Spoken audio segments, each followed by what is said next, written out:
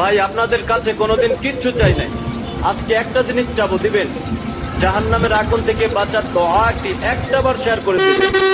আপনার একটা শেয়ারের কারণে যদি একটাবার উপকার হয়, তাতে আপনারও লাভ, আমারও লাভ। আল্লাহুম্মা আজিরনি মিনান নার। হে আল্লাহ, আমি আপনার কাছে জাহান্নামের আগুন থেকে আশ্রয়।